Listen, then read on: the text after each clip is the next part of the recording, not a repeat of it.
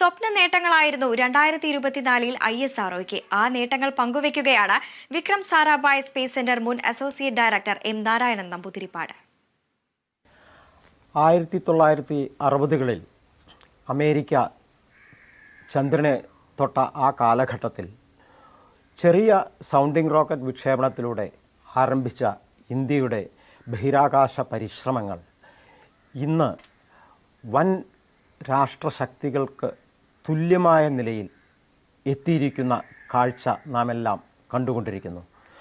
Doctor Vikram Sarabhai, doctor APJ Abdul Kalam, doctor Satish Dhawan, doctor Brahmprakash തുടങ്ങിയ ധീഷണാശാലികളുടെ വ്യക്തമായ കാഴ്ചപ്പാടുകളും പദ്ധതികളുമാണ് അതിന് പിന്നിലുള്ളത്. അതിനുശേഷം പുതിയ തലമുറയെ വാർത്തെടുക്കുന്നതിൻ്റെ കാര്യത്തിലും ISRO വളരെയധികം ശ്രദ്ധ പതിപ്പിച്ചിരുന്നു. പുതിയ തലമുറകൾ പഴയ തലമുറയിൽ നിന്നും ഊർജ്ജം ഉൾക്കൊണ്ട് നവീനമായ പദ്ധതികൾ ആവിഷ്കരിച്ച് ISRO മുന്നോട്ട് പോകുന്നു. 2024 ISROവിൻ്റെ ബഹിരാകാശ ഗവേഷണ രംഗത്തെ നേട്ടങ്ങളെക്കുറിച്ച് നമ്മൾ നോക്കുകയാണെങ്കിൽ ജാനുവരി 2024 നമ്മൾ എക്സ്പോസാറ്റ് എന്ന ഒരു ഉപഗ്രഹത്തെ വിക്ഷേപിക്കുകയുണ്ടായി. ഇത് എക്സ്റേ പൊളാരിമീറ്റർ എന്ന ഒരു പേലോഡാണ് ഈ സാറ്റലൈറ്റിലുള്ളത്. വിദൂരമായ ബഹിരാകാശ നക്ഷത്രങ്ങളെക്കുറിച്ചുള്ള പഠനത്തിനും മറ്റുമായി ഉള്ള ഒരു പേലോഡാണ് ഇതിനകത്ത് നമ്മൾ ഉപയോഗിച്ചിരിക്കുന്നത്. കമേഴ്ഷ്യൽ വിക്ഷേപണത്തോടൊപ്പം തന്നെ പ്രപഞ്ചത്തെക്കുറിച്ചുള്ള ശാസ്ത്രീയമായ പഠനങ്ങൾക്കും ISRO പ്രാധാന്യം കൊടുക്കുന്നുണ്ട്. ആ അർത്ഥത്തിൽ എക്സ്പോസാറ്റ് മിഷൻ എന്നുള്ളത് ഒരു സയൻറ്റിഫിക് മിഷനാണ്. ഇതിൽ നിന്നുള്ള നേട്ടങ്ങൾ ഒരു രാജ്യത്തിന് മാത്രമല്ല, ഇതിന് ആഗോളതലത്തിൽ ഈ നേട്ടങ്ങൾക്ക് വളരെ പ്രസക്തിയുണ്ട്. അത്തരത്തിലുള്ള പര്യവേഷണങ്ങളിലും ഇന്ത്യ മുന്നോട്ട് പോകുന്നു എന്നുള്ളത് വളരെ പ്രാധാന്യമുള്ള ഒരു കാര്യമാണ്. മറ്റൊരു നേട്ടം ഓഗസ്റ്റ് 2024 ആദിത്യ L1 എന്ന ഉപഗ്രഹം അതിൻ്റെ ഉദ്ദേശിച്ച പോയിൻറ്റിൽ, അതായത് ലഗ്രാഞ്ചിയൻ പോയിൻ്റായ L1 പോയിൻറ്റിൽ എത്തി എന്നുള്ളത് വലിയ ഒരു നേട്ടമാണ്. ഏകദേശം 1.5 മില്യൺ കിലോമീറ്റർ ദൂരത്തിലാണത്. ഭൂമിയിൽ നിന്നും അത്രയും ദൂരത്തിലുള്ള ഒരു പോയിൻറ്റിലാണ് ഈ L1 പോയിൻ്റ് എന്ന് പറയുന്നത്. ആ പോയിൻറ്റിൻ്റെ പ്രത്യേകത എന്തെന്ന് വെച്ചാൽ, അവിടെ നമ്മൾ ഒരു ഉപഗ്രഹത്തെ സ്ഥാപിച്ചു കഴിഞ്ഞാൽ അത് എപ്പോഴും സൂര്യനെ തന്നെ അഭിമുഖീകരിച്ച് ഇരിക്കും എന്നുള്ളതാണ്. ഇത് സൂര്യനെക്കുറിച്ചുള്ള ആധികാരികമായ പഠനങ്ങൾ, സൗരവാതം, സോളാർ ഫ്ലെയർ തുടങ്ങിയ പ്രതിഭാസങ്ങളെക്കുറിച്ച്, പ്രപഞ്ചത്തിൽ നടക്കുന്ന പ്രതിഭാസങ്ങളെക്കുറിച്ചുള്ള പഠനം, ഇതിനൊക്കെ ആയിട്ടുള്ളതാണ് ഈ ആദിത്യ L1 എന്ന ഉപഗ്രഹം. സൂര്യനിലുണ്ടാകുന്ന ഇത്തരത്തിലുള്ള പ്രതിഭാസങ്ങൾക്ക് നമ്മുടെ ഭൂമിയുടെ കാലാവസ്ഥയിൽ എന്തെല്ലാം സ്വാധീനങ്ങൾ സൃഷ്ടിക്കാൻ പറ്റും എന്നുള്ള പഠനത്തിനും ഇത്തരത്തിലുള്ള പര്യവേഷണങ്ങൾ ഉപയുക്തമാണ്. പിന്നീടുള്ളത് നമ്മളുടെ ഇൻസാറ്റ് 3DS ലോഞ്ചാണ്. ഒരു ഡിമാൻഡ് ബേസ്ഡ് സാറ്റലൈറ്റാണ്. നമ്മുടെ GSLV വാഹനം ഉപയോഗിച്ചാണ് ആ വിക്ഷേപണം നടത്തിയത്. ഏകദേശം 2274 കിലോഗ്രാം ഭാരമുള്ള ആ ഉപഗ്രഹത്തെ നമ്മൾ വിജയകരമായി വിക്ഷേപിച്ചു. മറ്റൊരു പ്രധാനപ്പെട്ട പരീക്ഷണത്തിൻ്റെ വിജയം 2024 പ്രത്യേകതയാണ്. അതായത് പുഷ്പക് എന്ന പേരുള്ള റീയൂസബിൾ ലോഞ്ച് വെഹിക്കിളിൻ്റെ രണ്ടാമത്തെ മിഷൻ. ഇത് നടന്നത് എയറോനോട്ടിക്കൽ ടെസ്റ്റ് റേഞ്ച് ചിത്രദുർഗയിൽ വെച്ചാണ്. ഏകദേശം 4.5 കിലോമീറ്റർ ഉയരത്തിൽ ഒരു ഹെലികോപ്റ്ററിൽ നിന്ന് നമ്മൾ ഈ പുഷ്പക്കിനെ ഡ്രോപ്പ് ചെയ്യുകയാണ് ചെയ്തത്. അവിടെ നിന്ന് ഈ പുഷ്പക് വിങ് ബോഡി ആയിട്ടുള്ള ഒരു വിമാനം പോലുള്ള അതിനകത്തുള്ള ഓട്ടോണമസ് ആയിട്ടുള്ള navigation, guidance and control system വഴി അത് കറക്റ്റായി ഒരു പൈലറ്റൊന്നുമില്ലാതെ തന്നെ ആ വാഹനം വളരെ കൃത്യതയോടെ നമ്മൾ ഉദ്ദേശിച്ച റൺവേയിൽ അത് ലാൻഡ് ചെയ്തു എന്നുള്ളതാണ്. ഈ ഒരു പരീക്ഷണം വളരെ വലിയ ബൃഹത്തായ മറ്റ് പരീക്ഷണങ്ങൾക്കുള്ള ഒരു ചെറിയ എളിയ കാൽവെപ്പാണ്.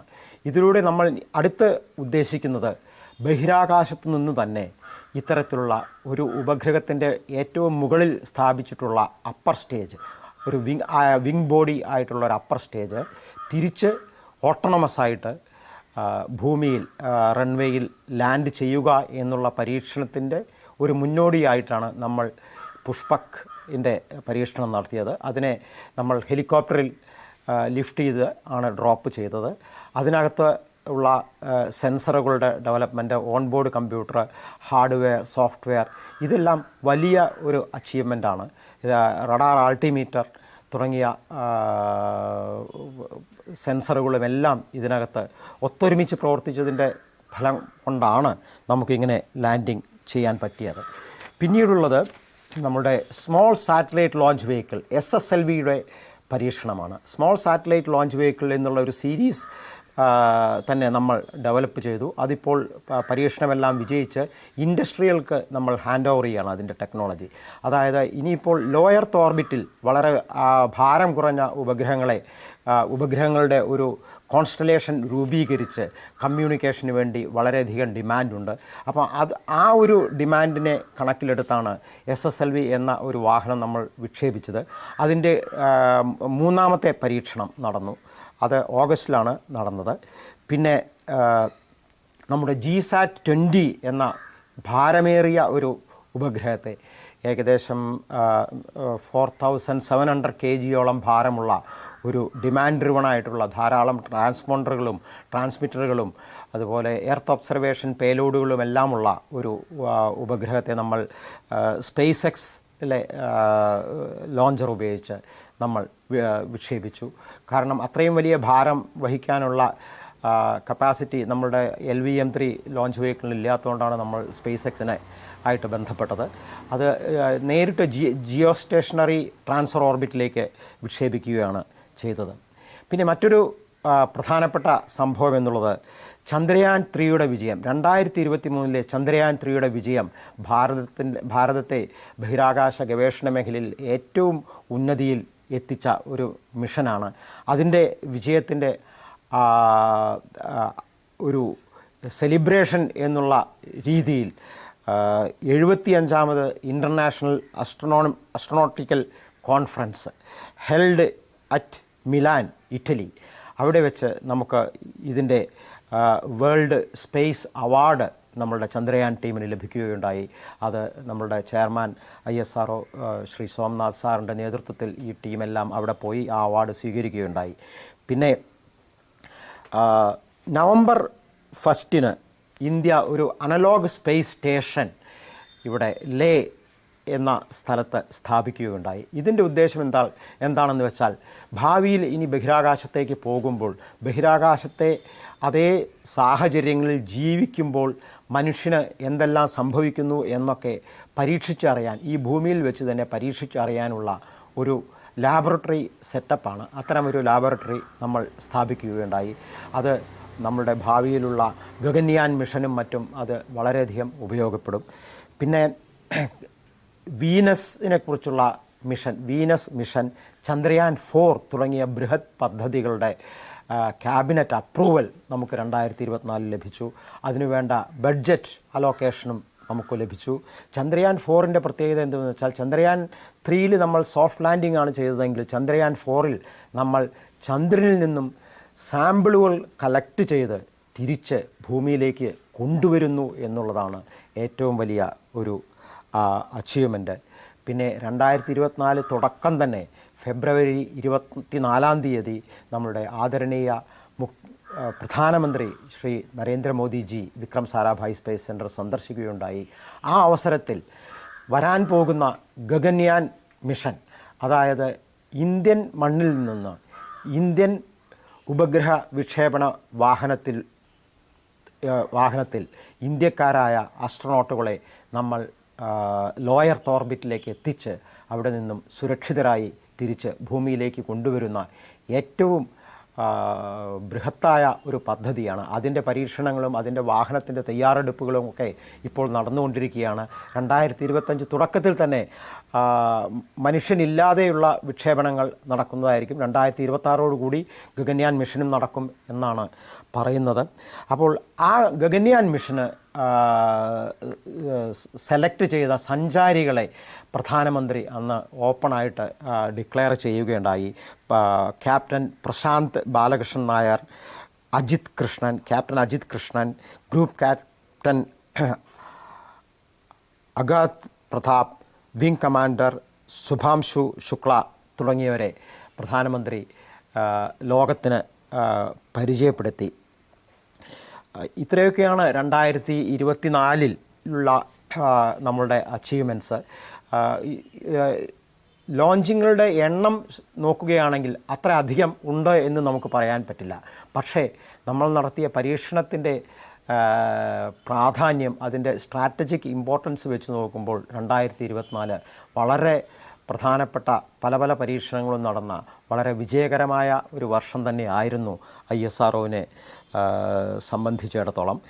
പിന്നെ 2020 ഒരു പാരഡൈം ഷിഫ്റ്റ് സ്പേസ് പോളിസിയിൽ സംഭവിക്കുകയുണ്ടായി. അതായത് പ്രൈവറ്റ് സ്റ്റാർട്ടപ്പുകൾക്കും സ്പേസ് ഇൻഡസ്ട്രിയിലേക്ക് കടന്നു വരാനുള്ള ഒരു അവസരം ഇൻസ്പേസ് എന്നൊരു സ്ഥാപനത്തിൻ്റെ ഫോർമേഷനോടുകൂടി ഗവൺമെൻറ് ഓഫ് ഇന്ത്യ സ്വീകരിച്ചു. അതനുസരിച്ച് ധാരാളം പ്രൈവറ്റ് സ്റ്റാർട്ടപ്പ് കമ്പനികൾ ഉപഗ്രഹ നിർമ്മാണ രംഗത്തും ഉപഗ്രഹ വിക്ഷേപണ വാഹനങ്ങളുടെ നിർമ്മാണ രംഗത്തും ധാരാളമായി ഇവിടെ വന്നു.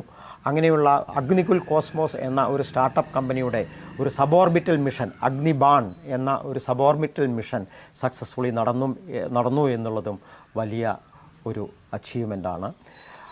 ഇത്രയൊക്കെയാണ് 2024 പ്രധാനപ്പെട്ട മിഷൻ. 2025, 26 തുടങ്ങിയ വർഷങ്ങൾ തീർച്ചയായും ഗഗൻയാൻ്റെ വർഷങ്ങളാണ്. കാരണം ഇന്ത്യ ബഹിരാകാശ ഗവേഷണത്തിലെ സാങ്കേതിക വിദ്യകളിൽ ഇന്ത്യ ഇനി അച്ചീവ് ചെയ്യാനുള്ള ഒരു പ്രധാനപ്പെട്ട സംഗതിയാണ് ഈ മനുഷ്യനെ ബഹിരാകാശത്ത് എത്തിക്കുക എന്നുള്ളത്. അതിലും കൂടെ ഇന്ത്യ പ്രാവീണ്യം നേടിക്കഴിഞ്ഞാൽ ബഹിരാകാശ ഗവേഷണ രംഗത്തുള്ള എല്ലാ മേഖലകളിലും ഇന്ത്യക്കുള്ള കാപ്പബിലിറ്റി പ്രൂവണായി കഴിഞ്ഞു. അതോടുകൂടി ഇന്ത്യ ഒരു വൻ ശക്തിയായി തന്നെ ഈ മേഖലയിൽ മുന്നോട്ട് പോകും എന്നുള്ളത് വളരെ സുനിശ്ചിതമായ ഒരു കാര്യമാണ്. Thank you.